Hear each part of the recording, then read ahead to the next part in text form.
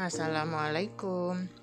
Kali ini saya akan membahas mengenai konsep metode ilmiah di materi SMP kelas 7. Metode ilmiah adalah metode sains atau proses keilmuan yang menggunakan langkah-langkah ilmiah dan rasional untuk mengungkapkan suatu permasalahan yang muncul dalam pemikiran kita.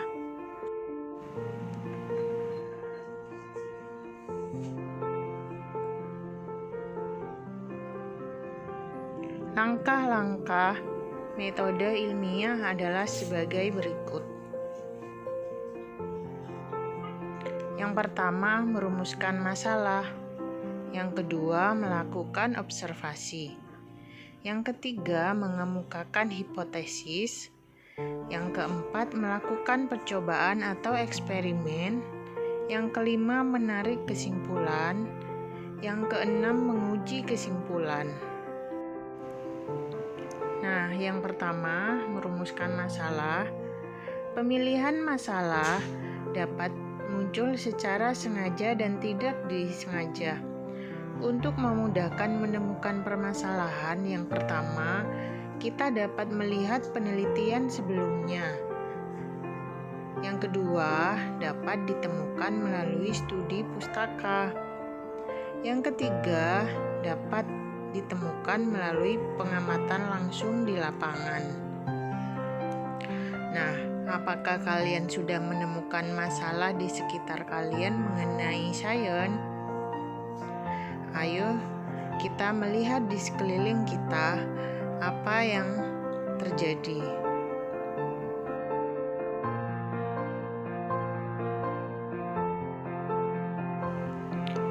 Yang kedua, perumusan masalah. Jika kalian sulit mengingat, kalian bisa mengingat kata-kata ini: Abdi Kasim, apa, bagaimana, di mana, kapan, siapa, dan mengapa. Mari kita simak bersama video berikut ini mengenai masalah yang akan dibahas. Biasanya kalau kita mendengar kata bakteri, itu hal yang negatif buat kita, karena bisa menyebabkan penyakit. Ternyata bakteri itu tidak selamanya merugikan. Salah satunya adalah bakteri Lactobacillus casei yang akan kita amati hari ini pada minuman probiotik Yakult. Yang kedua, mengumpulkan informasi dan melakukan pengamatan. Nah, untuk pengumpulan keterangan dapat dilakukan dengan studi referensi berupa teori, konsep, dan hasil penelitian yang sesuai dengan masalah yang telah dirumuskan. Mari kita lanjutkan menyimak video berikut ini. Kita akan jelasin sedikit tentang si Lactobacillus casei ini. Ternyata bakteri ini berbentuk batang dan tunggal. Kemudian, ciri yang kedua, dia itu bersifat anaerob fakultatif. Artinya, dia itu bisa hidup di yang ada oksigen ataupun tidak. Seperti itu. Kemudian, apa-apa saja keuntungan yang bisa kita dapatkan dari si bakteri Lactobacillus casei ini? Yang pertama, dia bisa mengobati diare ataupun sembelit. Kemudian yang kedua, dia bisa menghambat pertumbuhan bakteri jahat pada sistem pencernaan kita. Jadi itu adalah beberapa keuntungan yang bisa kita dapatkan dari Lactobacillus casei ini. Yang ketiga, penyusunan hipotesis. Hipotesis merupakan jawaban sementara dari permasalahan yang diajukan.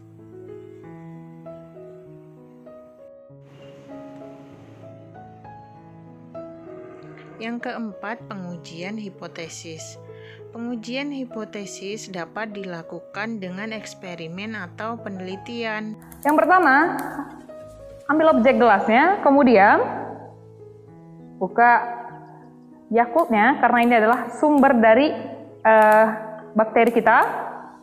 Ambil satu tetes saja, kemudian letakkan di objek gelas.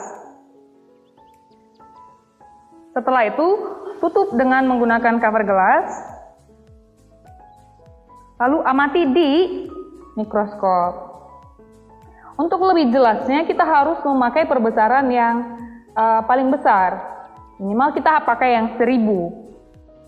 Oke?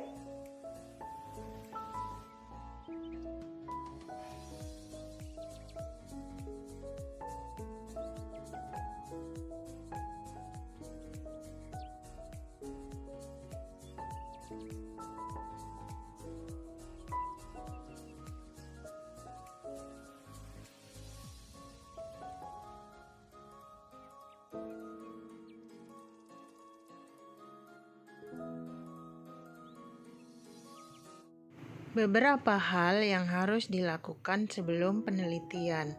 Yang pertama, membuat rancangan penelitian. Yang kedua, menyiapkan alat yang digunakan selama penelitian.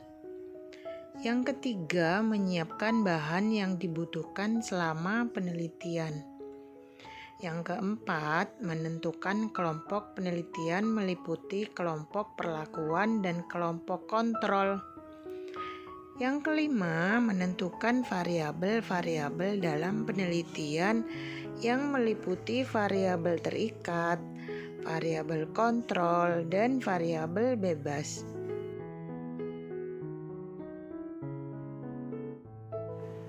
Berikut ini macam-macam kelompok penelitian.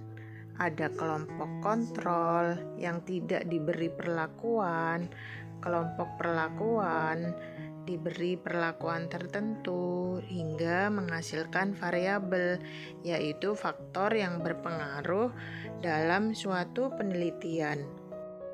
Sedangkan macam-macam variabel penelitian, yang pertama, variabel bebas. Variabel bebas sengaja dibuat tidak sama dalam suatu penelitian.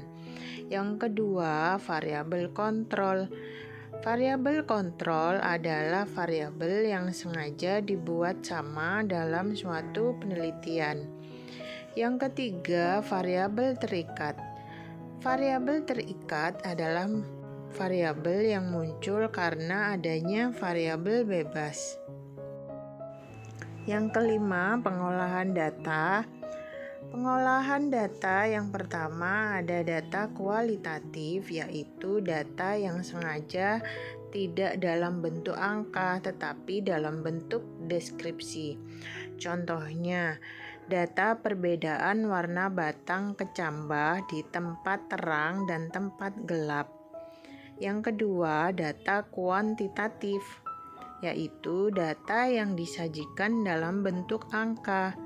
Contohnya tinggi batang tanaman, panjang akar, dan lain-lain. Data kuantitatif bisa berupa grafik, di mana bentuk grafik itu ada grafik batang, ada grafik bar, ada kurva, dan sebagainya. Yang keenam, penarikan kesimpulan dan mengkomunikasikannya. Pengambilan kesimpulan mengacu pada hasil penelitian yang dilakukan. Kesimpulan dapat mendukung atau tidak mendukung hipotesis yang sudah dibuat. Mari kita simak lagi video berikut ini.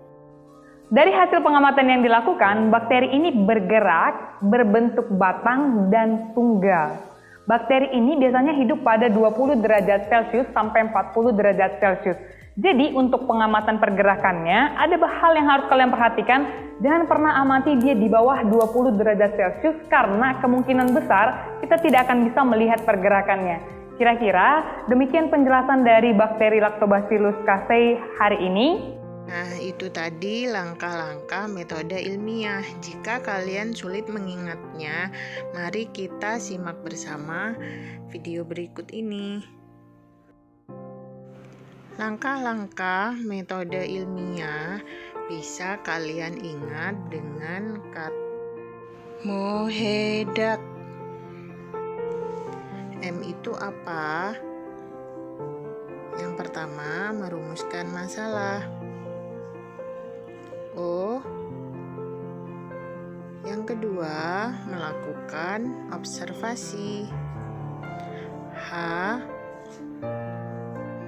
Yang ketiga, mengemukakan hipotesis. keempat, melakukan percobaan atau eksperimen. Jadi eksperimen. D yang kelima, mengolah data. K yang keenam, menarik kesimpulan.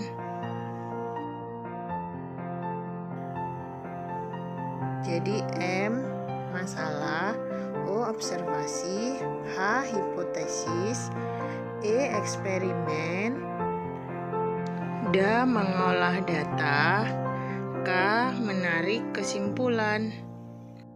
Demikian materi kali ini. Semoga bermanfaat. Terima kasih. Wassalamualaikum.